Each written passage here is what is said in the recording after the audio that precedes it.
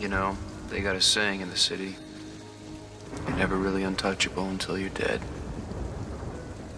I always knew burning a candle from both ends would put me in the ground sooner or later. The thing is, I always figured being dead would be the end of my problems. It's like having a hangover you can't shake. You know something happened the night before, but you can't quite put it together. And every time you think about it, you feel like you're gonna pass out.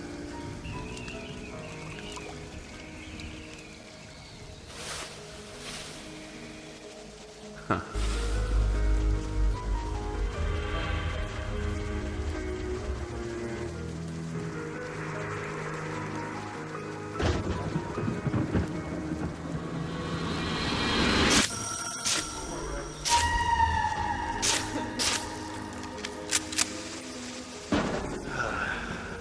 That was helpful. A few more of those, I might as well close the case on this one. On the other hand, clearly I'm not that lucky.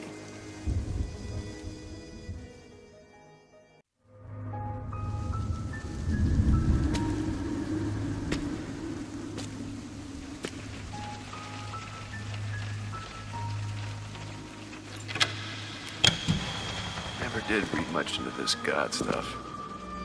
Not sure if my current situation is proof either way.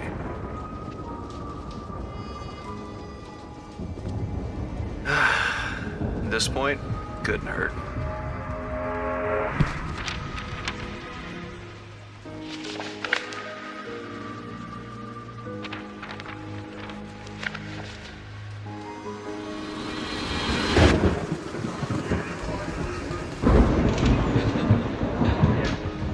All things considered, it's as good a lead as any.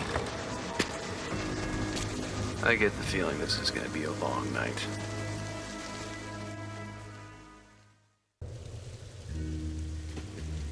You see, the mob used to run this town, and our boys in blue couldn't do much about it. I ran the beat with the best damn partner in the city. No matter what we did, they were untouchable. That is, until this lovely dame got caught in the middle of a shootout.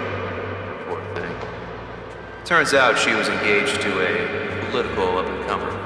It wasn't lowlifes killing lowlifes anymore. Edward's fiancé was high society, and his grief caught the attention of the entire city. Suddenly, it was open season on the mob. More like the Wild West. Payback for every scumbag that greased their way through the cracks. After taking down the mob, the city practically begged Edward to take City Hall. Don't know why we even bothered counting the votes when the city's preeminent savior was on the damn ballot. He called me a war hero, can you believe that? Press ate it all up. All I could do was smile like an idiot and nod my head. I'll be honest, it was hard not to like the guy after that. Eddie was a good man, somehow above all the bullshit. One of the few pleasant individuals in otherwise snake-fed, self-righteous, entitled wasps. All due respect, of course.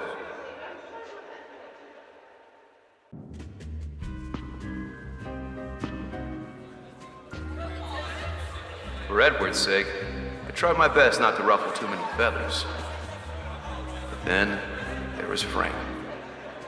I knew 100 guys like this on the street. Always knew the right thing to say, but never seemed to be too much substance behind it. Right place, right time kind of guys.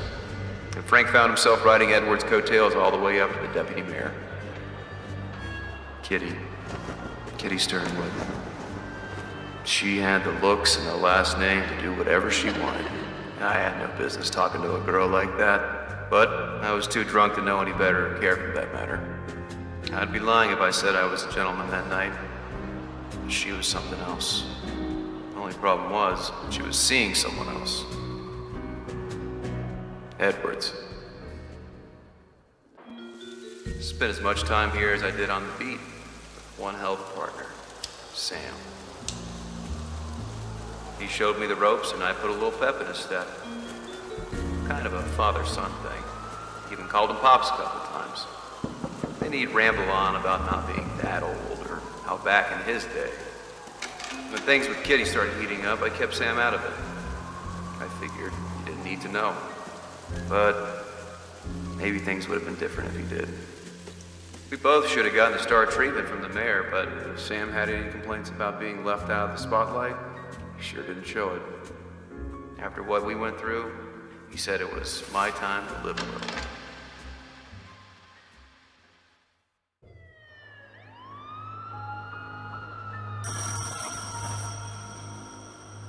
Never phoned in with good news on the other end.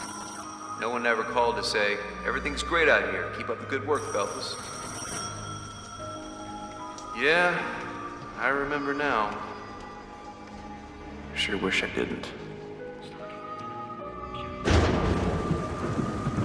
It was cold and wet. The morning that poor fella damn near tripped over the mayor's crumpled body.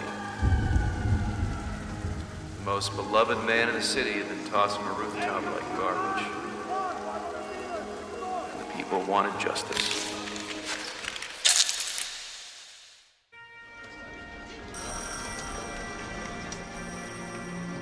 We all pulled double shifts for months trying to figure out how the hell this thing went down on our watch. If it wasn't for the long hours and the late nights, I might have seen what was coming. Suspect?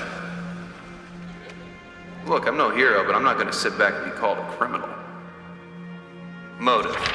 Accustomed to war hero treatment, Mr. James Renoir demanded favors from the mayor. He refused and was going to go public. James acted out of fear and rage. Evidence. Multiple witnesses reported seeing Mr. Renoir leave the scene of the crime the night of the murder.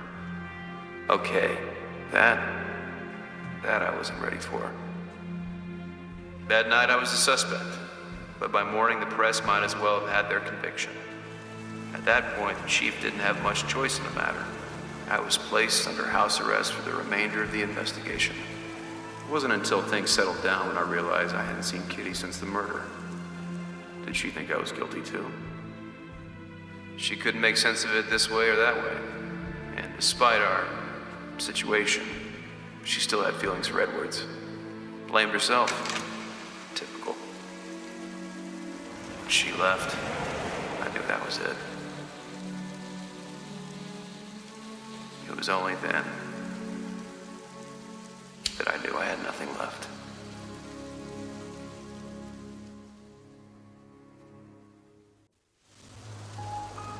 I'd be stupid not to see it was a setup, but I didn't have enough to piece everything together.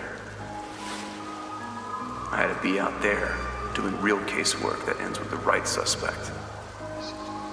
With Edwards gone, Frank stepped in as deputy mayor, vowing to continue Edwards' work. Bastard played the sympathy string, and the whole city stepped to it. I couldn't just do nothing and hope for the best. I'd rather take my chances and bet on me. What the hell? If I was caught, you could bet I was going to get some straight answers before he called it in. Sam always warned me about biting off more than I can chew. This felt like one of those moments.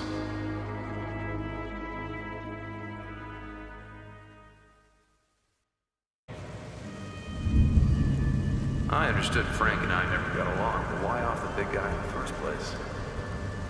And then he dropped it. Frank wasn't on the roof that night with Edwards. Kitty was. Edwards finally found out about Kitty and me. Things got heated. One thing led to another. I don't think it was a secret that Frank had a keen eye for her. The slime ball had his opening and he couldn't resist. As the soon-to-be interim mayor, Frank could protect Kitty, even point them in another direction. All he wanted was her, and I was the last thing in his way. It didn't take much, a few phone calls, favors, and more direct exchanging of cash. Just like that, I'm the prime suspect for the very crime I'm investigating.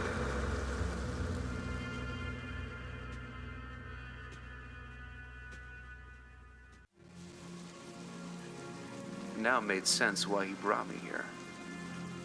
He would spin a story about a crazed detective returning to the scene of the crime in an attempt to finish off the mayor's office. Frank would be the hero who avenged Edward's murder. And I'd be dead. I'd like to say there was more to it, but that witty last remark seems less important when you're staring down the barrel of eternity and there's little more you can do but watch.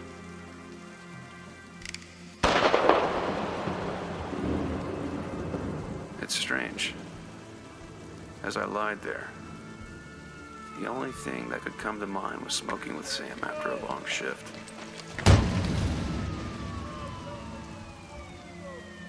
I could almost hear him.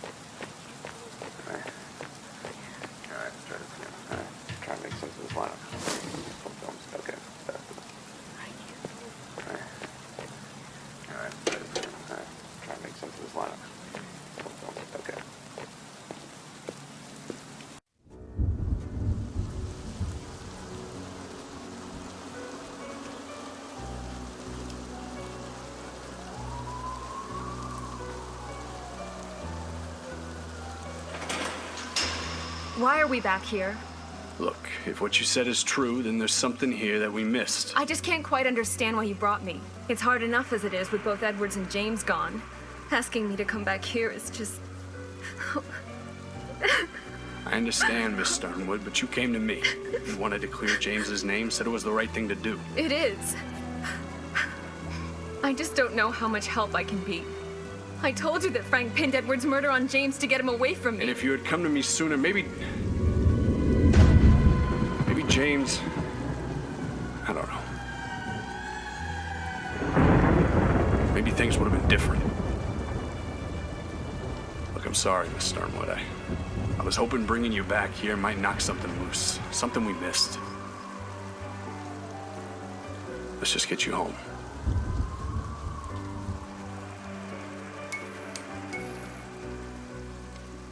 Well, hold on now. What's this? Miss Sternwood. What do you suppose this is?